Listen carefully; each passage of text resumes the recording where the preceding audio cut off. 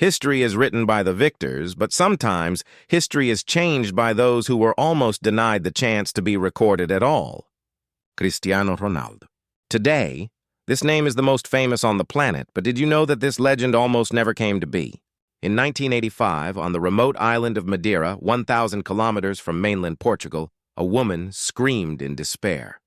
Maria Dolores, already a mother of 3 working as a cleaner to survive, was devastated by the news of her 4th pregnancy. Desperate to break the cycle of poverty, she attempted to induce a miscarriage by drinking hot beer and running until she was breathless. But the child in her womb clung to life with a fierce tenacity. That child was born, and it was the first great victory of the conqueror we now know as Ronaldo. He was a miracle that refused to be silenced. Young Ronaldo's playground was not a soft grass pitch. It was the jagged asphalt and rolling stones of the Santo Antonio slums. His father, Dinis, was slowly slipping away into the darkness of alcoholism, while his mother worked from dawn until dusk just to put food on the table. For little Cristiano, a football was more than a toy. It was his armor, his sanctuary, and his only ticket out. He began his journey at a small club called Andorinha. His coaches from that time still remember him, a boy who hated losing more than death itself. They called him Crybaby because he would burst into tears in the middle of the pitch if his teammates didn't pass him the ball. But those weren't tears of weakness. They were the first sparks of a hunger that would eventually consume the world. Every night, under the dim streetlights of the Funchal alleys, he practiced alone. In those narrow, poverty-stricken streets, a boy was already dreaming of a world far beyond the Atlantic horizon. At just 12 years old, an age far too young to leave a mother's embrace, Ronaldo boarded a plane for Lisbon. He had been scouted by the prestigious Sporting CP Academy, but the Palace of Dreams felt more like a cold, unforgiving jungle. The city boys mocked him for his thick, heavy Madeiran accent. One day in class, when even the teacher joined in on the ridicule, Ronaldo snapped. He picked up a chair and threw it. It wasn't just an act of rebellion. It was a desperate declaration that he would not be looked down upon. He vowed to prove his worth through his talent alone. Every night he would sneak out of his dormitory and head to the gym. "You're too skinny," the coaches told him. To prove them wrong, the boy began to build a suit of muscle in the dark of the night. While his peers slept, the legend of Ronaldo was being forged in sweat and solitude. But at 15, the greatest crisis of his young life struck: an irregular heartbeat. Doctors warned that he might have to give up football forever. To Ronaldo, a life without football was a death sentence. He underwent laser heart surgery, and the moment he woke up, his first question to his mother was, "When can I play again?" Within days, he was back on the pitch. His heart was stronger, and his will was sharper. Then came August 2003, the 90 minutes that changed everything. Sporting CP played a friendly against the mighty Manchester United. An 18-year-old Ronaldo dismantled United's legendary defender John O'Shea so thoroughly that the veteran needed an oxygen mask at halftime. Sir Alex Ferguson, watching from the bench, was stunned. Before the plane even left the tarmac for England, Ferguson made his move. "I'm not leaving Lisbon without that boy." The crying boy from Madeira was finally ready to shake the world. August 16th, 2003. A skinny 18-year-old with blonde highlights. In his hair stepped onto the hallowed turf of Old Trafford. He was handed the number 7 shirt, the same number worn by George Best, Eric Cantona, and David Beckham. The pressure was immense, enough to crush any ordinary teenager. But Ronaldo wasn't ordinary. In his debut against Bolton, he didn't just play, he danced. His stepovers were dizzying, his pace was electric, and the fans immediately knew they were witnessing the birth of a new era. Yet the road to greatness was paved with skepticism. Critics labeled him a show pony, a player with too many tricks and too little substance. They didn't see the fire burning inside. They didn't see the boy who, after every team practice, would stay for hours alone in the rain, practicing his free kicks until his feet bled. Behind the transformation of Cristiano Ronaldo was one man, Sir Alex Ferguson. To Ronaldo, Ferguson was more than a manager. He was a father figure. When Ronaldo's biological father, Dinis, was dying of liver failure in 2005, Ferguson told him, Go, family is more important than the club. This bond of trust created an unbreakable loyalty. Under Ferguson's ruthless guidance and the tutelage of coach René Meulenstein, Ronaldo began to evolve. He stopped playing for the cameras and started playing for the goal. He transformed his slender frame into a temple of pure muscle. He learned how to jump higher, run faster, and strike the ball with a terrifying power that defied the laws of physics. The boy was being forged into a man, a ruthless predator who hunted trophies with an insatiable hunger. The true test of his character came during the 2006 World Cup. After the infamous wink following Wayne Rooney's red card, Ronaldo became the most hated man in England. Effigies were burned, and every touch of the ball was met with deafening boos in stadiums across the country. But Ronaldo didn't crumble. He used the hatred as fuel. The 2007-08 season was his masterpiece. He scored 42 goals in all competitions, leading Manchester United to the pinnacle of Europe. On a rainy night in Moscow, after a nerve-wracking Champions League final against Chelsea, he lifted the Big Ear trophy for the first time. That year, he stood alone at the top of the world, winning his first Ballon d'Or. He had conquered England.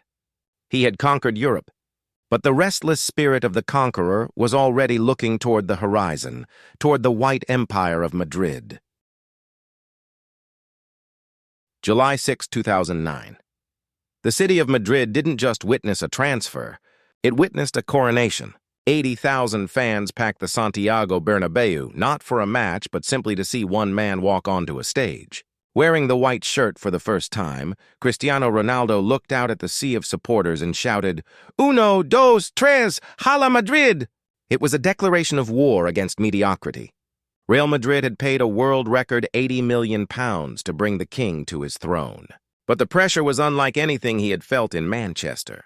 Here, at the most demanding club in the world, scoring wasn't enough. You had to be perfect. You had to be a god. Ronaldo took that pressure and turned it into a diamond. From his very first goal, he began a relentless assault on the history books, proving that the white shirt didn't wear him. He wore the white shirt. But the throne was not uncontested. A few hundred miles away in Barcelona, another genius was rewriting the laws of physics, Lionel Messi. For the next 9 years, the world was treated to the greatest individual rivalry in the history of sports. It was more than football. It was a clash of philosophies. Messi was the silent artist gifted by the gods. Ronaldo was the relentless warrior, built by his own will. They pushed each other to heights that seemed impossible. Every time Messi scored a hat-trick, Ronaldo scored 4. Every time one won a trophy, the other worked twice as hard to take it back. This war of the gods elevated the game to a level of obsession. Ronaldo became a goal-scoring machine, averaging more than 1 goal per game over nearly a decade. He wasn't just competing with Messi. He was competing with the very concept of human limits. Ronaldo's ultimate legacy in Madrid was forged in the fires of the UEFA Champions League. To the Madridistas, the European Cup is a holy relic, and for years the 10th title, La Decima, had remained an elusive dream. In 2014, in the dying minutes in Lisbon, that dream finally became a reality, with Ronaldo at the center of the storm. But he wasn't finished. Under the leadership of Zinedine Zidane, Ronaldo led Real Madrid to an achievement that felt like science fiction: 3 consecutive Champions League titles. From 2016 to 2018, he owned the competition. His bicycle kick against Juventus in Turin was a moment so beautiful, even the opposing fans stood up to applaud. It was the ultimate mark of respect for a man who had conquered every peak. When he finally decided to leave Madrid in 2018, he left as the club's all-time leading scorer with 450 goals in 438 games. He arrived as a star, but he left as an immortal. As Cristiano Ronaldo entered his 30s, a period when most legends begin to fade, he asked a question that would change the science of sports forever. How can I stay at the top forever? The answer was a level of self-discipline that bordered on the fanatical. His body became a living laboratory. With a body fat percentage of just 7%, lower than that of most supermodels, Ronaldo transformed himself into a biomechanical masterpiece. He slept 5 times a day in 90-minute cycles to optimize recovery. He maintained a diet so strict that even a drop of soda was treated as an enemy. He invested millions in cryotherapy chambers and hyperbaric recovery tanks. While others were partying, Ronaldo was in an ice bath at 3 a.m. He didn't just play football, he engineered himself to be a perpetual scoring machine, proving that age is not a biological sentence, but a psychological boundary that he chose to ignore. But for all the trophies in Madrid and Manchester, one thing haunted him: the crimson shirt of Portugal. For years, the world whispered that Ronaldo could only win with superstar teammates. They pointed to the tears of a 19-year-old Cristiano after losing the Euro 2004 final on home soil, but Ronaldo's love for his country was his greatest fuel. In 2016, in the heart of France, the destiny of a nation rested on his shoulders. Even when he was forced off the pitch in the final with a devastating injury, he refused to abandon his brothers. Standing on the touchline, limping and shouting like a possessed manager, he willed his team to victory.